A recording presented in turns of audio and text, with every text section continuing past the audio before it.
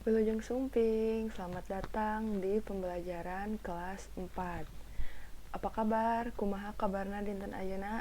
Semoga tetap sehat-sehat ya, dan tetap jaga kesehatan dan tetap di rumah.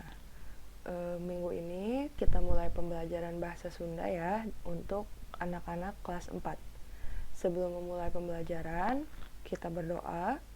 Sesuai dengan kepercayaannya masing-masing, kalian bisa pause dulu video ini untuk berdoa. Berdoa dimulai.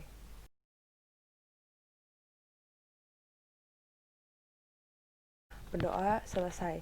Nah, sekarang udah siap ya belajar? Hal yang harus kalian persiapkan adalah 1. Buku paket Midadami yang sudah kalian punya. Yang ini, Midadami kelas 4. Ada ya? Anu kedua nyaeta buku tulis. Anu katilu atau yang ketiga adalah alat-alat tulisnya. Oke ya, kalau semuanya sudah siap, kita mulai pembelajarannya. Hayu urang bebarengan diajar bahasa Sunda. Nah, kalian sekarang buka buku Midadaminya, buku paket yang ini. Kita lihat ke pengajaran kahiji atau pembelajaran ke-1. Halaman 13. Nah, di halaman 13 kalian akan melihat tampilan ini atau halaman yang ini. Pengajaran kahiji atau pembelajaran pertama, judul babnya adalah Endahna Hirup Bebarengan, atau yang dalam bahasa Indonesia artinya indahnya kebersamaan. Nah, sebelumnya ibu mau tanya nih, kegiatan-kegiatan apa ya yang bisa dilakukan bersama-sama, misalnya bersama-sama dengan teman atau bersama-sama dengan keluarga. Contohnya, membersihkan rumah bersama-sama, atau misalnya bersama teman-teman itu kegiatan piket di sekolah. Ayo, siapa yang udah kangen pengen piket di sekolah? Nanti ya, jika pandemi ini sudah berakhir, semoga kita bisa kembali ke sekolah dan kita membersihkan ruangan-ruangan di sekolah kita agar lingkungan sekolah kita menjadi bersih. Kenapa sih kita harus hidup bersama-sama? Kunaon orang kudu hirup bebarengan? Karena sebagai manusia, kita adalah makhluk sosial, yang artinya kita membutuhkan orang lain untuk hidup bersama-sama dengan kita. Coba kalau misalnya kita hidup sendiri-sendiri, lamun orang hidup sosoranganan, memangnya kita bisa memenuhi kehidupan kita sendiri? Gak bisa kan? Nah, itulah kenapa kita harus hidup bersama-sama dengan orang lain. Kita harus hidup rukun, harus hidup saling menghormati dan saling menjaga. Seperti itu ya. Oke, sekarang kita lanjut ke halaman 18. Dibuka dulu halamannya, halaman 18. Di halaman 18 atau di halaman 18, kalian akan melihat ini, wacana atau cerita. Anu judulnya Gotong Royong. Sudah tahu kan pasti gotong royong? Siapa yang suka ikutan gotong royong membersihkan lingkungan di rumah? Biasanya tiap sebulan sekali atau mungkin beberapa minggu sekali di sekitaran rumah suka ada kegiatan gotong royong. Misalnya membersihkan selokan atau membersihkan tempat ibadah. Nah, seperti itu contoh gotong royong di sekitar kita. Sekarang kita akan membaca cerita ini bersama-sama. Nah, ibu akan membacakan dengan suara nyaring atau suara keras sambil menjelaskan sedikit tentang ceritanya. Sedangkan tugas kalian adalah membaca dalam hati sambil menyimak penjelasan ibu, dan tugas selanjutnya adalah kalian ambil alat tulis, bisa berupa spidol, stabilo, pulpen, atau pensil untuk menggarisbawahi kata-kata atau kecap-kecap anu dimiringkeun atau yang bergaris miring. Sudah mengerti ya? Jadi tugas kalian adalah mendengarkan ibu membaca dan menjelaskan sambil kalian melihat ke bukunya atau ke ceritanya, sambil kalian menggarisbawahi atau menebalkan kata-kata anu di garis miring. Siap ya? Hayu urang mulai diajar. Gotong royong. Poe Ahad isuk-isuk teu jauh ti imahna Mida, warga Cidora geus ngarumpul di sisi jalan. Lolobana lalaki, bapa-bapa jeung pamuda. Aya meureun kana 30 urangna. Sararea nyarekel pakakas, kayaning pacul, congkrang, jeung bedog. Jadi di paragraf pertama ini ceritanya adalah hari Minggu pagi di sekitar lingkungannya Mida atau di sekitaran daerah Cidora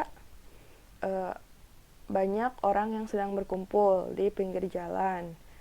Kebanyakan laki-laki atau bapak-bapak dan pemuda yang sudah siap dengan perkakas untuk bersih-bersih seperti cangkul, bedog, dan lain sebagainya.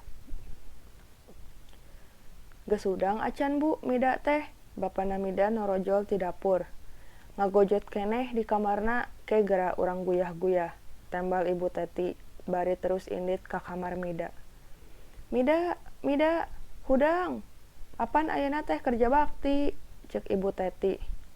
Ah, ibu mah tunduh keneh atuh bu, pokna Mida kalah metot deui simbutna. Nah, jadi selanjutnya adalah di rumahnya Mida, di mana bapaknya Mida bertanya, apakah Mida sudah bangun? Tapi ibunya Mida menjawab, Mida masih tidur. Setelah itu, ibunya Mida menghampiri Mida untuk membangunkannya, tapi Mida malah tidak mau bangun, dia malah menarik lagi selimutnya. Ayo, siapa yang suka gitu? Kalau dibangunin malah makin tidurnya nyenyak. Kita lanjut ya. Teu lila kadenge sora nu gegeroan di luar. Horeng Saepul nyamper geus saget make dudukuy pandan nyekel pacul. Terdengar suara orang yang memanggil dari luar. Ternyata itu adalah Saepul yang sudah siap dia dengan dudukuy itu, topi atau caping, kalian tahu topi yang lebar itu. Nah, juga dia sudah membawa cangkul. Tuh di kamar keneh karek udang jung samperkeun ka jero ku Epul. Saepul tuluy asup ka jero imah. Ih geuning tacan kacai-cai acan, cek Saepul. Puguh ge tadi peuting teh kalah lalajo main bal, jeung Adeni, cek Mida leos ke kamar mandi. Nah, jadi ketika Saepul pergi ke kamarnya Mida baru bangun, matanya masih terpejam, masih dalam proses membuka mata. Lalu Saepul bertanya, kamu belum ke kamar mandi ya? Kamu belum cuci muka ya? Katanya gitu. Terus kata Mida, iya, dia tidurnya malam karena semalam sebelumnya dia menonton pertandingan bola bersama Adeni, katanya seperti itu. Akhirnya Mida pergi ke kamar mandi. Heuleut 5 menit, Pucengis datang deui. Yuk ah, urang kerja bakti teh, cek Mida. Har, namual sasarap heula kitu? Saepul nanya. Moal lah, kuat urang mah teu sasarap oge, tembal Mida bari seuri. Nah, jadi Mida dan Saepul itu berangkat. Saepul bertanya, Mida tidak mau sarapan dulu. Tapi Mida bilang, enggak ah, saya enggak sarapan juga kuat kok, katanya. Lanjut ya. Leos duanana arindit ka jalan. Kasampak nu sajen mah geus sibuk digawe. Aya nu ngababat cukut, maresihan kamalir, jeung nyaeur jalan. Babaturan Mida ge araya didinya, marilu mantuan. Kabagean ngakutan runtah barudak mah. Karek ge sajam, Mida mah geus katembong bangun nu ripuh pisan. Aduh, asa lalieur ieu teh. Jaba awak asa leuleus deui, cek Mida. Kunaon, Mida teh gering? Saepul nanya bari nyamperkeun. Enya sigana mah. Nya, cek urang ge naon, lain sasarap heula tadi teh. Geus wae atuh reureuh heula Mida mah, katanya. Jadi, ketika Saepul dan yang lainnya bekerja, Mida merasa pusing dan merasa lemas. Ketika ditanya oleh Saepul, ternyata ya penyebabnya adalah karena Mida belum sarapan. Lanjut ya. Mida tuluy ngaleos ka lebah tangkal kersen, gek diuk, celebek dahar lalawuh. Nah, jadi Mida itu akhirnya duduk dulu di bawah pohon kersen. Lalu sambil duduk dia sambil makan cemilan-cemilan yang biasanya sudah disediakan oleh para ibu-ibu di sekitaran lingkungan Cidora ini. Wah, teka aci mida mah, wayah kieu geus ngopi. Fahmi ngagorowok di kejauhan. Melihat Mida sedang makan dan duduk di bawah pohon, Fahmi berseru, "Wah, Mida ya, belum juga apa-apa, sudah makan aja," katanya gitu. Ngopi di sini maksudnya bukan minum kopi ya, tapi ngemil atau makan makanan biskuit dan lain sebagainya. Lanjut, buka ke halaman 20. Ih, gering Mida mah, tah tanyakeun ka Epul, pokna dibarung ku seuri. Kata Mida, ih kan saya mah sakit, coba aja tuh tanya ke Epul. Gitu. Jam 10, sararea tuluy ngasuh heula. Lalauh bawa ibu-ibu disuguh-suguhkeun ka nu kerja bakti. Mida ge teu tinggaleun milu cacamuilan deui. Nah, jadi jam 10 semuanya beristirahat sambil makan hidangan atau makanan yang sudah disediakan oleh para ibu-ibu. Rengseng ngaso sararea digawe deui, tapi Mida mah teu milu cengkat, ngadon nyarande deui kana tangkal. Hayu atuh, itu runtah urang akutan, cek Saepul. Lalieur keneh, sok welah ku Epul. Hayu atuh dijajabkeun ari gering mah. Ah moal, rek di dieu weh nungguan opieun, bisi aya nu leungit, tembal Mida bari seuri. Ah, dasar Mida mah, bisa wae ngajawab teh, cek Saepul deui, bari sarua ditungtungan ku seuri. Jadi, setelah selesai istirahat, yang lain kembali bekerja, tapi Mida mah masih duduk, tidak ikut bekerja. Oleh Saepul, Mida diajak lagi supaya mengangkut sampah yang sudah dikumpulkan oleh warga lainnya. Tapi Mida bilang, katanya dia masih pusing, sama Saepul aja katanya.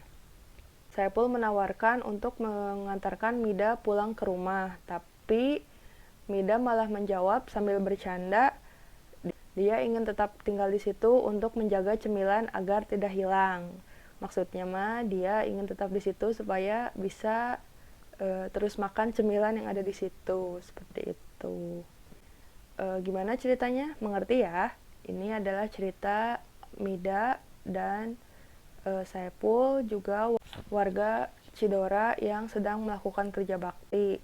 Karena Mida tidak sarapan, akhirnya Mida merasa lemas dan pusing.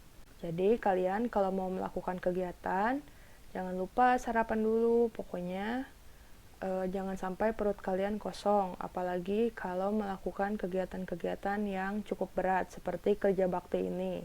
Jika kalian sudah selesai menggarisbawahi atau menebalkan kecap-kecap anu dicetak miring atau kecap-kecap yang miring, sekarang kalian lihat ke halaman 21. Di situ ada kamus alit. Nah, kata-kata yang tadi kalian sudah garis bawahi itu, ini di kamus alit inilah bahasa Indonesianya atau terjemahannya. Kita baca satu-satu ya. Pertama ada nyarekal. Nyarekal itu artinya memegang. Di awal kan kalimatnya itu bapak-bapak jeung pemuda nyarekel pakakas untuk kerja bakti atau memegang perkakas atau alat-alat untuk kerja bakti.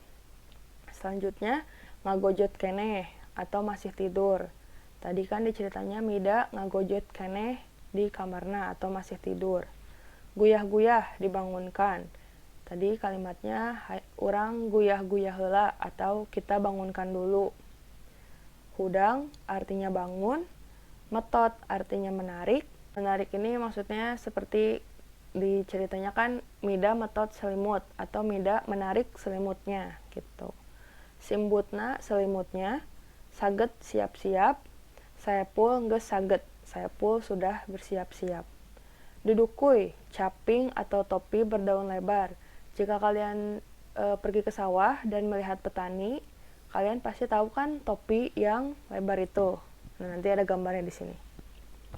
Selanjutnya sasarap atau sarapan, ripuh artinya repot, lalieur artinya pusing atau pusing-pusing, leuleus artinya lemas, reureuh artinya istirahat, lalauh artinya makanan yang disuguhkan. Tekaci artinya tidak boleh, Nyarande artinya bersandar, leungit artinya hilang. Semoga kalian mengerti dengan penjelasan dari ibu ini. Nah, mungkin sekarang kalian bisa baca ulang ceritanya supaya lebih mengerti. Seperti itu ya materi pembelajaran hari ini. Tah, sakitu heula pangajaran ayeuna. Untuk kamus alit ini kalian catat ya di buku tulis dengan tulisan yang rapi agar terbaca. Pikeun minggon ayeuna sakitu heula pangajaranana. Terima kasih untuk yang sudah menyimak. Hatur nuhun anu tos ngaregepkeun. Semoga kalian mengerti. Jika ada yang ingin ditanyakan, silahkan tanyakan di grup Edmodo. Tugas kalian hanya mencatat kamus alit 2 di halaman 21. Sakitu heulanya, semangat diajarna, tong hilap, jaga kesehatanana. Hatur nuhun, wilujeng tepang deui minggon payun.